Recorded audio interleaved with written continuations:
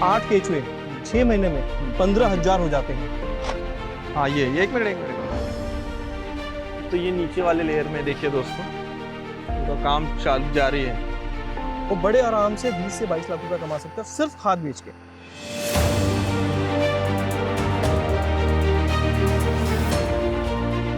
मैं हमेशा कहता हूँ लगा लो और लगाने के बाद जम के मेहनत करो, अपने ये काला करो जैसे आपने किया है, मैंने किया है, आप काला करो, बहुत पैसे हैं।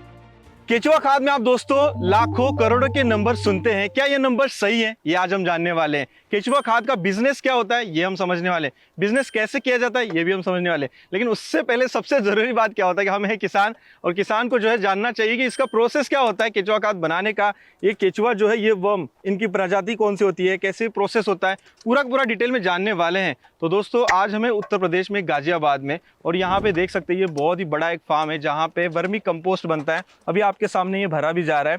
तो यार एक मेरी आप सभी से रिक्वेस्ट है कि इस वीडियो को आप छोड़िएगा मत, आपको बहुत ही ज़्यादा नॉलेज मिलने वाली है इस वीडियो में वर्मी कंपोस्ट की।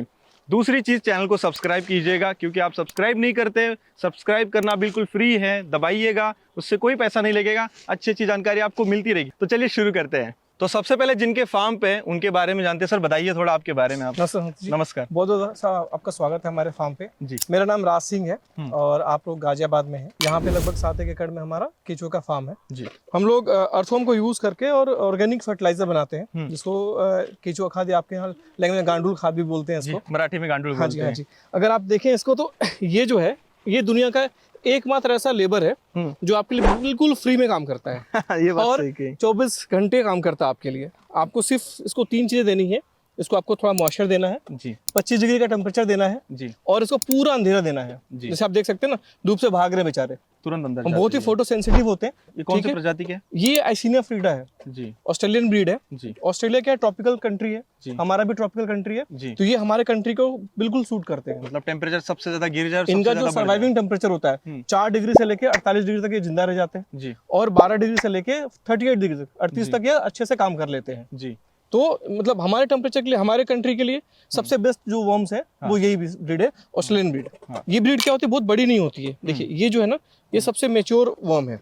अच्छा, ठीक, ये सबसे मैच्योर है। हाँ, इससे बड़ा वर्म आपको इस साइज में नहीं मिलेगा। अच्छा, इस नेफेटाडा में इससे बड़ा नहीं मिलेगा। हमारे इंडिया में लोग हर तरह के वर्म्स बेचते हैं लेकिन नाम एक ही होता है। अच्छा, हाँ, आइसिनिया फ्रीडा, क्योंकि बिकता यही है ना, बट एक्चुअल वर्म जो है इससे बड़ा नहीं होता ये। तो दोस्तों ध्यान से सुनिएगा, एक मेजर बात थी, अगर आप कहीं पे भी वर्म्स लेने जाते हैं तो ये जानना जरूरी है कि प्रजाति को पहचानना कैसे, कि इससे बड़ा इससे फेटेडा नहीं होता है। ये चीज याद रखिए। करेक्ट। आगे हम और आपको डिटेल बताएंगे कैसे काम करता है। ये क्या है, बहुत ही वोरेसियस फीडर है, मतलब अपने वेट के हिसाब से रोज खा जाता है। जितना उसका वजन है उतना ही रोज खाएगा।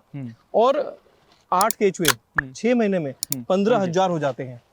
8 केचुए 6 महीने में 15,000 होते हैं। ये इनका रिप्रोडक्शन कैपेसिटी है जो और किसी वर्म में जनरली नहीं मिलता है। अच्छा, तो हमारे लिए सबसे बेस्ट वर्म जो है यही माने जाते हैं। ये जो है गोबर या कोई भी सड़ने वाला चीज खा सकते हैं जो ऑर्गेनिक हो, जैविक है। जो सड़ सकता है वो सभी खा जाते हैं। खा के जो ये मल करते हैं, जो एक्सक्रीटा करते हैं, वो ये है वर्मी कंपोस्ट।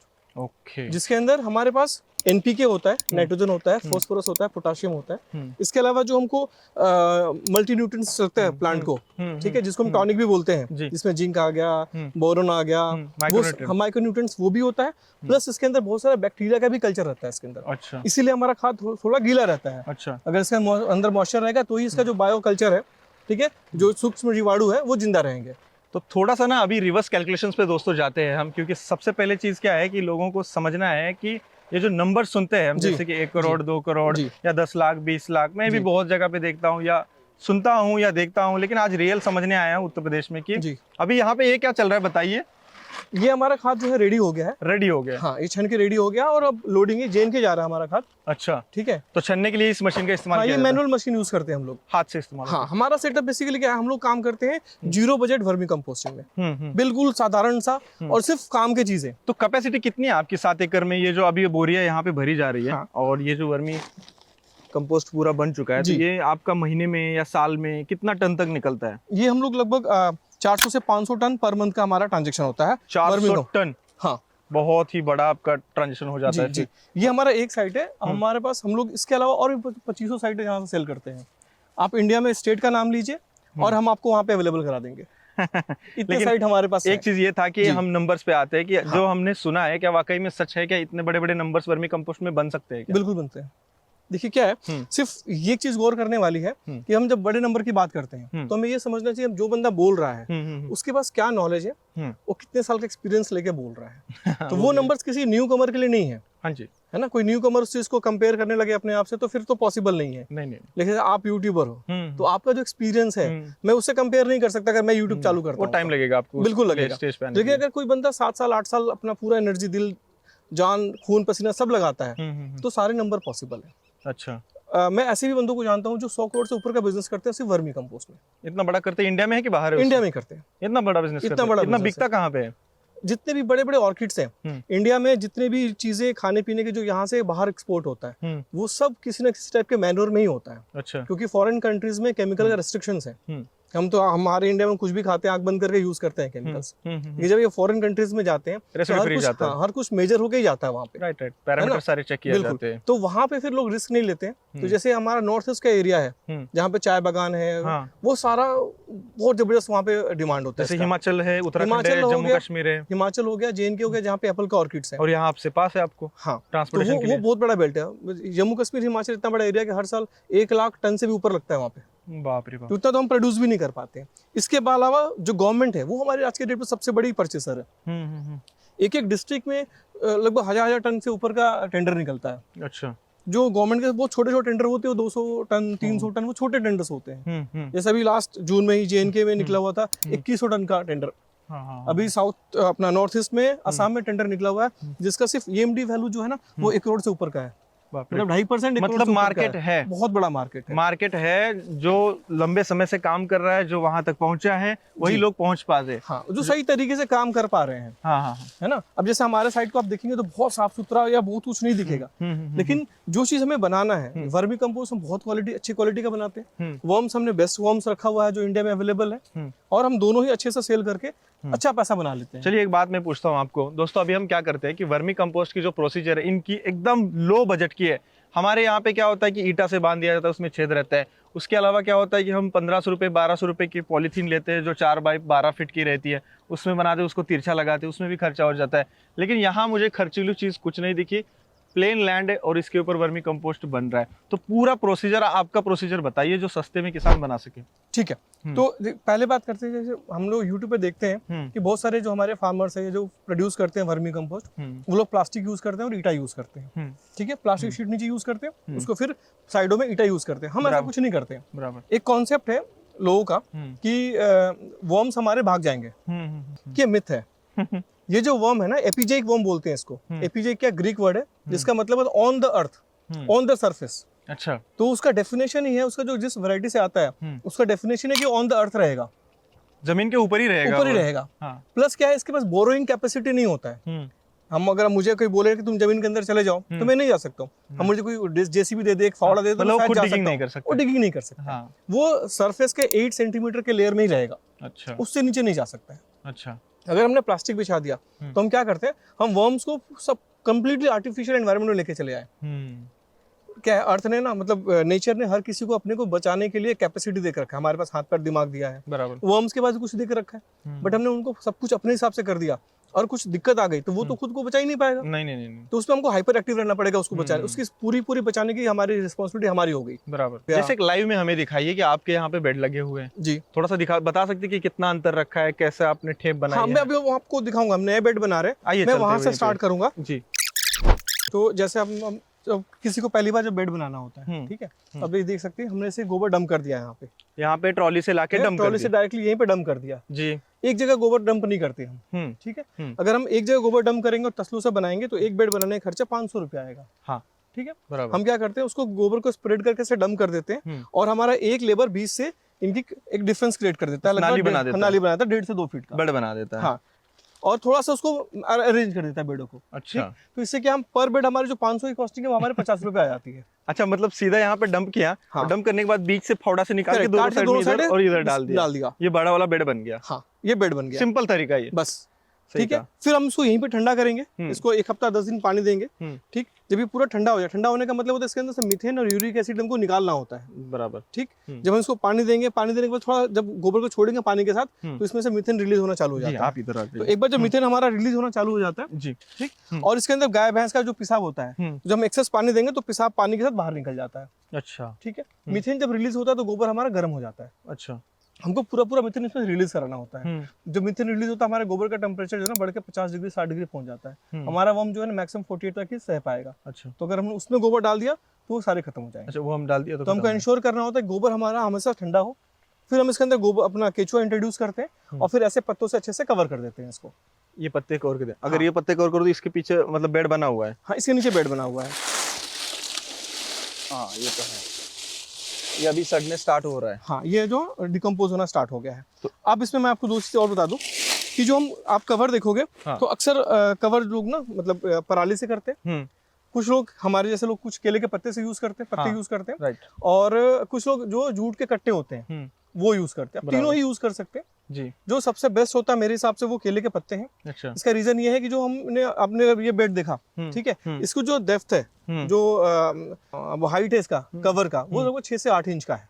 बराबर। ठीक, हमारा एयर जाने के अंदर जगह है। हाँ, पूरा ये अंधेरा प्रोवाइड करेगा। अंधेरा कर रहा है और एयर भी जा रहा है। एयर भी जा रहा है, दोनों है। जब हम अभी समर आ जाएगा, जब 40 डिग्री 45 डिग्री यहाँ पहुंच जाएगा, अब इसको जब वाटर स्प्रिंकल करेंगे तो ये पूरा बेड को चिल कर देगा। अच्छा, पूरे कूलर जैसा इफेक्ट देगा। बाहर 48 डिग्री होगा और अंदर में आप टच करो तो 22 डिग्री का टेम्परेचर। पैरामीटर्स आप चेक करते रहते हैं। हाँ, तो जो हमको 25 डिग्री चाहिए वो 25 डिग्री हमको यहाँ मिल जाता है। हाँ। दूसरा, केला is a very good source of phosphorus. जबरदस्त फास्फोरस होता है। Right right right. तो जो वर्मी कंपोस्ट है उसमें रिक्वायर्ड फास्फोरस होता है, जो गवर्नमेंट का नॉर्म है 0.8%। हमारे वर्मी कंपोस्ट में 1.5% के आसपास तक मिलते हैं फास्फोरस। तो हमारा जो आपने सारे पैरामीटर्स चेक किए? हाँ बिल्कुल। तो हमारा जो वर्मी कंपोस्ट होता है ना वो फास्फोरस में इनरिच हो जाता है। फास्फोरस क्या है, फ्लावरिंग एंड फ्रूटिंग के लिए बहुत अच्छा होता है। अच्छा। फिर क्या है, हम इसको लगभग 2 महीना छोड़ते हैं। 2 महीने में हमारे सारे वर्म जो है इसको खा के डिकम्पोज कर देते हैं। हाँ। और बीच में हम इसकी 2 बार कटाई करते हैं। फिर क्या है, जब 2 से 2.5 महीने में हमारा जो वर्म है उसको अच्छे से खा के, ठीक है, एक्सक्रीटा करता है और वो खाते खाते नीचे तक चला जाता है। उसके बाद क्या करते हैं, हम बेड को हटाते हैं, उससे छोटी पंजी लगा के, मैं आपको दिखाऊंगा एक जगह पे, पंजी लगा के फिर हम उस खाद को निकाल लेते हैं और उसके ऊपर से फिर हम गोबर ऐड कर देते हैं। अच्छा। ऊपर गोबर ऐड कर देते हैं। वो खाद निकालते हैं, ऊपर गोबर ऐड हाँ, तो जैसे आप ये देख सकते हैं ना, गोबर डायरेक्ट गोबर है ये। हाँ, डायरेक्ट गोबर। ठीक है, तसलों से ऊपर गोबर ऐड कर देते हैं इसके अंदर। वो हमने नीचे वाला जो 60 दिन बाद बन गया वो निकाल लिया। वो निकाल लिया। केचुआ हमारे नीचे है। अच्छा, नीचे 3 इंच का लेयर छोड़ दिया हमने। अच्छा। केचुआ हमारे नीचे है और ऊपर से हमने इसको गोबर डाल दिया। अच्छा, आइए देखते हैं इधर से थोड़ा सा। तो ये आपने गोबर डाल दिया, ये गोबर इस पे डल गया। यहाँ पे देखिए, तो इसमें मीथेन है या बाकी के जो नहीं, ये गोबर जो है ना ठंडा किया। आप ये पीछे देखेंगे। अच्छा। ये वो फर्स्ट प्रोसेस था, पहली बार जब हम करते तब। राइट। ठीक है। सेकंड टाइम क्या करेंगे, जब हमारा बेड तैयार हो रहा है तभी हम गोबर मंगा लेंगे अपने पास। अच्छा। और उसको पहले ठंडा कर लेंगे। मीथेन रिलीज होने का प्रोसेस हम वही निकाल लेंगे उसको। अच्छा। फिर उसको हम तसलों से ऐसे डालेंगे। हाँ, यहाँ तो थोड़ा बहुत खर्चा बढ़ेगा क्योंकि लेबर लगेगा हमें डालने के लिए। जब हम प्लास्टिक शीट डालते हैं उसमें क्या करना पड़ता है, हर बार हमें पूरा साफ करना पड़ता है। साफ करने के बाद उसको प्लास्टिक को चेक करना पड़ता है, उसके अंदर छेद तो नहीं होगा। फिर उसको डालना पड़ता है। फिर हम गोबर डालते हैं, फिर ऊपर से केचुआ डालते हैं। हमारे में वो आधा प्रोसेस खत्म। अच्छा। एक बेड हमारा ये बन गया। जब तक बेड हमारा रहेगा, हमारा साइड का बेड यहीं पे रहेगा। मतलब इसका फिर से खाद ऊपर से निकालो और ऊपर गोबर डालो, केचुआ काम करते रहेंगे। हाँ, जो एक्सेस केचुआ होगा, जब आपको केचुआ सेल करना है तो हम केचुआ को निकाल लेते हैं। इसके अंदर अभी केचुए हैं? हाँ, केचुए दिखा सकते हैं इसी से? हाँ, मैं आपको दिखाता हूँ। ये है कटाई करने का हमने टूल बनाया हुआ है। अच्छा। जिससे हम इसको टर्न करते हैं, ऊपर नीचे करते हैं। एक बार देख लेते हैं यहाँ पे। हाँ,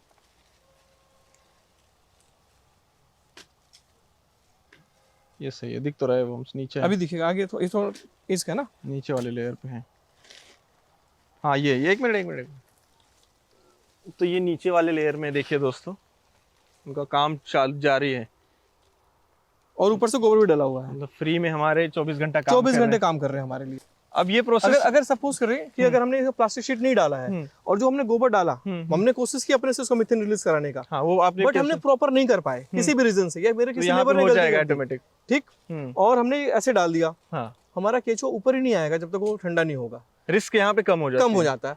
केचुआ भी खुद को बचाने की कोशिश करता है, फिर वो जमीन में चला जाएगा। प्लास्टिक का शीट का जो कॉस्ट है, जो ईंटों का जो कॉस्ट है, वो भी हमारा सेव हो रहा है हर बार का। हाँ, ये यहाँ पे आपने दिखाने के लिए लगाया है हाँ, ये ट्रेनिंग पर्पस के लिए दिखाया है। बहुत सारे लोग ये क्लेम करते हैं कि भाई आप जो बना रहे हो और जो प्लास्टिक शीट बने उसमें क्वालिटी में डिफरेंस आता है। ठीक है, मैंने ये रखा है दिखाने के लिए कि भाई ये देख लो और वो देख लो, अब मुझे डिफरेंस मुझे समझा दो। मतलब सिंपल है, पहले आपको डंप कर देना है, फिर नाली बना देना है, फिर उसमें से मीथेन पूरा निकल देना है, फिर हम वर्म्स डालने हैं, वो 60 दिन में बना देंगे। उसके बाद वो नीचे की लेयर वैसे ही रखना है, ऊपर का हमें खाद ले लेना है, फिर डालना है मिथेन निकाला हुआ गोबर डाल कंप्लीट हमारा यही प्रोसेस फिर होता है। वापस ढक देना है और हर 15-20 दिन में आपको एक बार कटाई करनी है, जो प्रोसेस चल रहा है टर्निंग करते रहना है। हाँ, 15 दिन में बस ये टर्न करते कटाई करते रहने, ताकि क्या होगा कि वो मिक्स हो जाएगा। और क्वालिटी आपने स्टार्टिंग में देखा है कैसे क्वालिटी निकल रही है। क्वालिटी में कहीं कोई इशू नहीं आता है। ये हो गया प्रोसेस। अब मुझे बताइए, कोई भी किसान भाई इजीली कर सकता है? बिल्कुल कर सकता है। प्रोसेस में एक चीज और हमने ऐड किया, हमने जैसे जीरो बजट की बात की तो 3 कॉस्ट हमारा इसमें मेजर आता है। एक हमारा होता है खाद का, गोबर का हमारा कॉस्ट। दूसरा होता है जो हम कवर करते हैं बेड, वो पराली हो, केले के पत्ते हो, या हमारा बारदाना जिसको बोलते हैं आप लोग, जूट के कट्टे हो, वो हो गया। और तीसरा कॉस्ट होता है लेबर। सबसे इंपॉर्टेंट कॉस्ट है ना लेबर का इसके अंदर, क्योंकि गोबर का कॉस्ट आपके एरिया में फिक्स हो जाएगा। हाँ। ठीक, बारदाने का कॉस्ट या कवर का कॉस्ट फिक्स हो जाएगा। राइट। बट लेबर कॉस्ट जो है ना बहुत इंपॉर्टेंट है। तो जो जीरो बजट फार्मिंग की हम बात करते हैं उसमें लेबर सबसे बड़ा रोल प्ले करता है। जहाँ पे लेबर बचे वहाँ पे हमें बचाने की कोशिश करना है, वैसा तरीका इस्तेमाल करना है। तो आपने अगर देखा होगा हमारे साइड पे हर जगह गोबर पड़ा हुआ है, बहुत पूरे एरिया में हर जगह गोबर पड़ा हुआ है। जहाँ भी हमारा बेड है उस बेड का गोबर वहीं पड़ा रहेगा आपको। हाँ, वो तो सही है, ठीक है। बेस्ट ऑप्शन अच्छा, आपने देखा होगा वहां छन रहा है, आप आगे चलेंगे आपको हर जगह छना हुआ भी दिखेगा। हाँ। तो हम क्या करते हैं, हमारा जो 10 बेड का एक क्लस्टर बनाते हैं, उस 10 बेड का गोबर और उस 10 बेड का छनाई हम उसके पास ही करते हैं।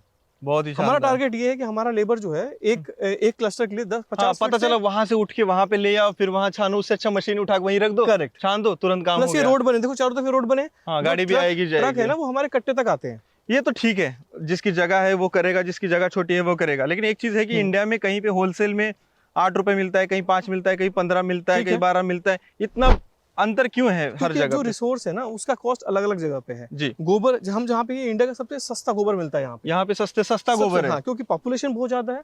पॉपुलेशन की वजह से एनिमल की पॉपुलेशन ज्यादा है यहाँ पे, दूध यहाँ पे ज्यादा होता है, गौशाले बहुत ज्यादा है। अच्छा। उनके पास स्टोरेज स्पेस नहीं होता क्योंकि महंगा जगह है। तो हमें इसलिए वजह से गोबर यहाँ सस्ता मिलता है। तो ये कोई बड़ा इशू नहीं है, क्योंकि अब जहाँ भी गोबर महंगा है वहाँ खाद भी महंगा बिकता है। अगर आप मैं परचेस करता हूँ 20 से 30 पैसे पर केजी, जहाँ पे आप 1 रुपए पर केजी खरीदते हैं तो मैं बेचता हूँ 4 रुपए का, वहाँ बिकता है 10 रुपए का। तो बात बराबर है, आपका प्रॉफिट मार्जिन हमेशा 100% के आसपास रहेगा। हाँ, मैं 2 का बनाता हूँ, 4 में बेचता हूँ। मार्केट ढूंढना है। हाँ, मार्केट भी हर जगह अवेलेबल है। आपको प्रॉब्लम कहाँ होती है, सही बंदे के पास जाना। हाँ। जैसे कि आप बहुत सारे यूट्यूब पे लोग बोलते हैं किसान हमारे कस्टमर है, किसान हमारे कस्टमर है। किसान प्योरली हमारे कस्टमर नहीं है। ठीक, जो बंदा गन्ना बो रहा है, जो बंदा चावल धान बो रहा है, गेहूं बो रहा है, वो ये प्रोडक्ट यूज नहीं कर पाता है। अच्छा, इसलिए नहीं कि करना नहीं चाहता, करना जरूर चाहता है, बट उसके बजट से बाहर जाता है, उसका पॉकेट जो है ना फ्रेंडली नहीं है। अगर मान लीजिए पड़ता है, प्रति एकड़ कितना इस्तेमाल करना चाहिए आपको लगता है? जो थंब रूल है वो ये है कि प्रति एकड़ 500 किलो लगेगा। 500 किलो का मतलब हो गया लगभग 2,500 से 3,000 रुपया। हाफ टन हुआ। हाफ टन हुआ। लेकिन किसान जो है ना वो 2 बोरी यूरिया ले आता है, उसका काम हो जाता है 600 रुपए में। हाँ। ठीक। अच्छा, अगर पूरे साल का देखें तो पूरे साल में हमारा वर्मी कंपोस्ट जो है सिर्फ एक बार ही डलेगा। सेकंड टाइम थोड़ा सा टॉप अप कर सकते हैं 100-150 किलो से आप, बढ़िया है। तो 500 से 600 किलो लगेगा। और किसान जो यूरिया डालता है साल भर में कम से कम हर फसल में 2 बार डालता है, अब बहुत तो हो जाता 4 बैग हो जाता है, दूसरे फसल में 8 बैग हो गया, तो 2400 रुपए का वो भी आ गया। तो लगभग प्राइस सेम है। अंतर ये है कि इसमें एक बार डालना पड़ता है, उसमें क्या पार्ट में डालता है, उसको समझ में नहीं आता, पता नहीं चलता है। प्लस वो डीएपी भी डालता है। हमारे इसमें डीएपी का भी यूज कम हो जाता है क्योंकि फास्फोरस इसमें ऑलरेडी है। जी। तो आपका इस 7 एकड़ में कितना टर्नओवर हो जाता है लमसम 1 एकड़ में?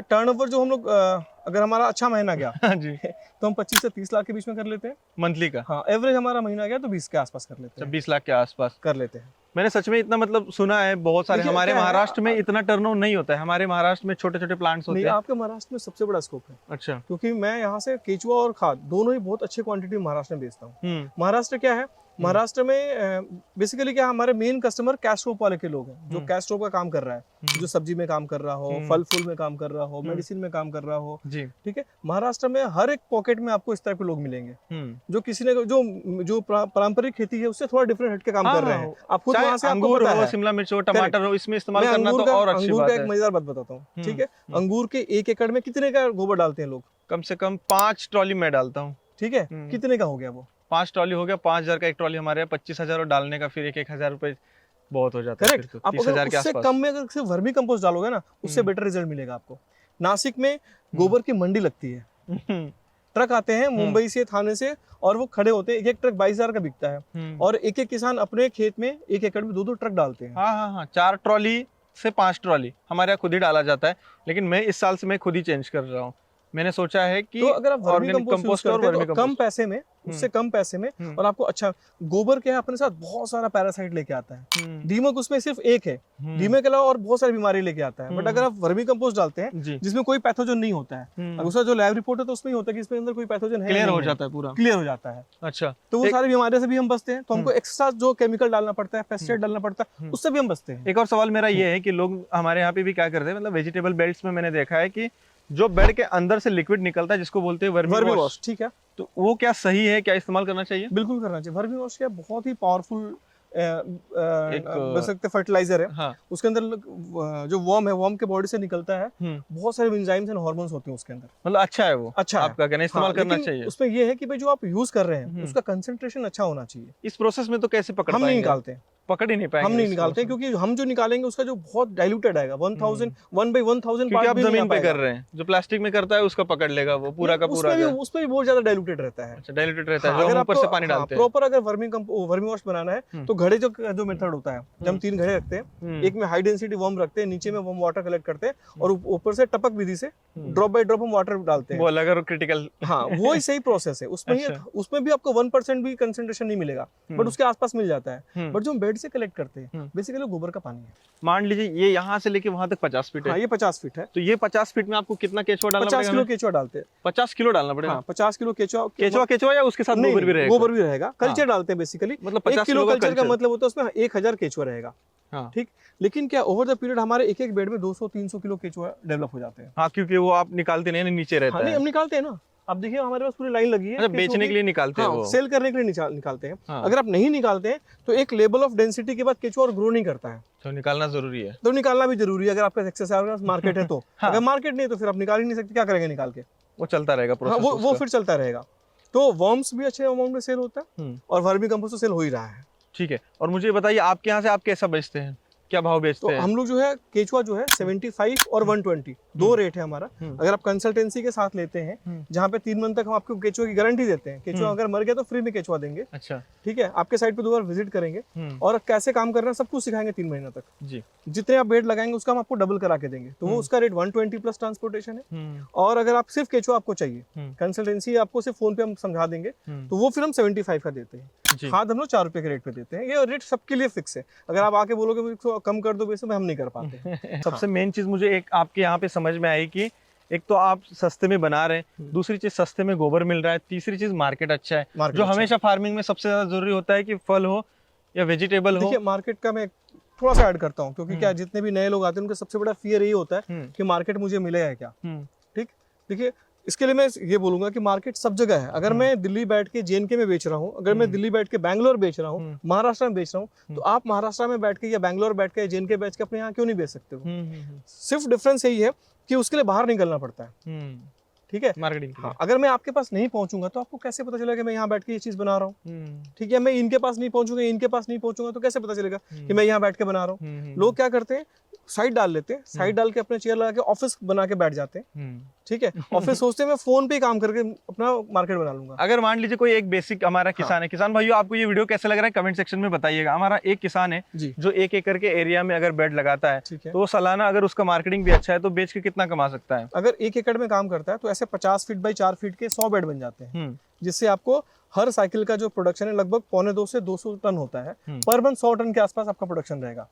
ठीक, वो बड़े आराम से 20 से 22 लाख रुपया कमा सकता है सिर्फ खाद बेच के। अगर मार्केटिंग अच्छा हो तो बिका तो। हाँ, करेक्ट, ऑब्वियसली वो साल में कम से कम 5 साइकिल निकालना चाहिए उसको। और अगर वो केचुआ बेच लेता है, पूरे 1 एकड़ में बेड लगाए तो करेक्ट, बाकी का तो गोबर अलग एरिया में रखना पड़ेगा। नहीं, वो 1 एकड़ में सारे कुछ रहेंगे। 1 एकड़ में आपका प्रोडक्शन, आपका जो प्रिपरेशन जगह चाहिए वो भी रहेगा। ठीक, आपका गोबर भी वहाँ पे डंप होगा, आपके बेड भी लगे होंगे, छानने का भी स्पेस रहेगा, पैकिंग भी वहीं पे होगा। 1 एकड़ में कम से कम 100 टन का निकाल सकता है साइकिल। करेक्ट, बढ़िया। वो क्या है, 20 से 22 लाख रुपया सिर्फ खाद से कमा सकता है। और जितना पैसा एक साइड पे आप खाद से कमा सकते हैं, उतना ही पैसा आप कम से कम केचुआ से भी कमा सकते हैं। वो तो है बेच के। और ये 50 फीट का एक लंबा है ना? हाँ। एक 50 फीट के लंबे में कितना आप निकालते हैं खाद हम इसमें? जितना गोबर डालेंगे इसके अंदर उसका 40%, 35 to 40% आपका प्रोडक्शन होता है। अच्छा, 30 to 40% तक मान लेता तो हूं अगर हम 5 टन डालते हैं, आपने अगर 5 टन डाला है तो 1.25 से 2 टन आपका प्रोडक्शन रहेगा एक बेड से। बढ़िया बढ़िया। अगर आपके लोकेशन पे अगर 10,000 इसका कॉस्ट है तो 20,000 का प्रोडक्शन आपका एक बेड से होता है जी। अगर आपके 100 बेड है, ठीक, तो कितने का हो गया?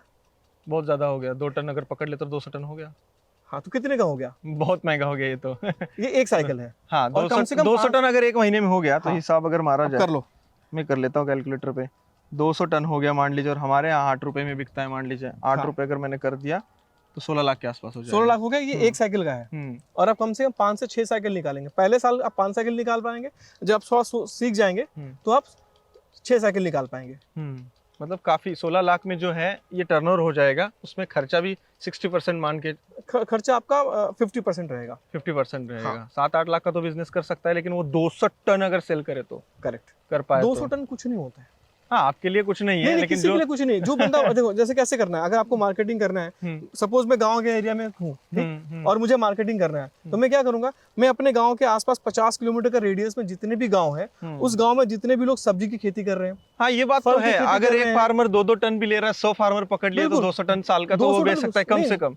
200 टन 2 महीने का कुछ नहीं है। हाँ, वो तो है। एक गवर्नमेंट का एक टेंडर निकलता है जहाँ पे 1500 टन चाहिए होता है 2 महीने के अंदर, और हर डिस्ट्रिक्ट में निकलता है। आप अपने डिस्ट्रिक्ट के जो डिस्ट्रिक्ट हॉर्टिकल्चर डिपार्टमेंट है वहां जाके मिलिए, जो फॉरेस्ट डिपार्टमेंट है उनसे मिलिए, जो NHI जो आपका रोड का जो डिपार्टमेंट उनसे मिलके देखिए, ठीक है, जो KVK है, किसान विकास केंद्र है, ठीक, वहां पे आप जाके बात करिए, आपको बेचने की कहीं कोई दिक्कत ही नहीं आएगी। बट आप जाओगे नहीं बात करने तो कैसे चलेगा? तो आपके पास कोई चल के नहीं आएगा।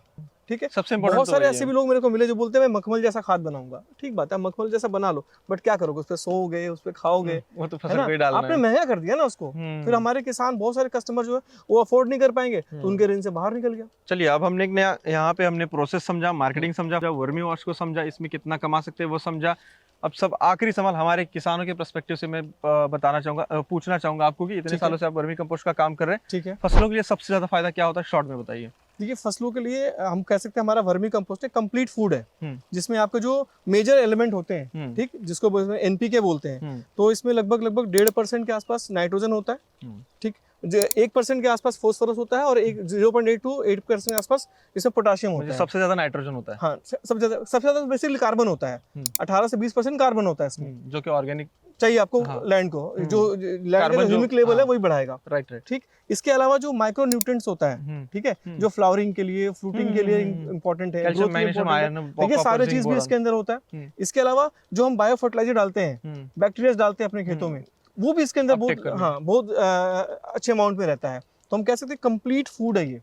बढ़िया है, मतलब फसलों के लिए अच्छा है, दोस्तों इस्तेमाल करना चाहिए। डिफरेंस ये है कि जो हम केमिकल डालते हैं हमारे खेतों में, तो केमिकल क्या होता है, वाटर सोल्यूबल होता है, वो घुल के इमीडिएटली हमारे प्लांट के अंदर पहुंच जाता है। ये हमारा वाटर सोल्यूबल नहीं होता है, तो ये स्लो प्रोसेस होता है, तो ये हमारे प्लांट को धीरे धीरे प्रोवाइड करते रहेगा। लेकिन एक बार जमीन की अगर इकोलॉजी अच्छी हो जाएगी तो इकोसिस्टम सेट हो जाएगी, तो वो काम चलता रहेगा 5 साल 10 साल, बस थोड़ा थोड़ा ऐड करते रहना है हमें। हाँ, एक बार आपने स्टार्ट कर दिया, 3 साल 4 साल दिक्कत आती है आपको, चौथे 5वें साल के बाद आपको प्रोडक्शन 10% बढ़ के ही मिलेगा जी, और आपको कोई केमिकल डालने की रिक्वायरमेंट नहीं है।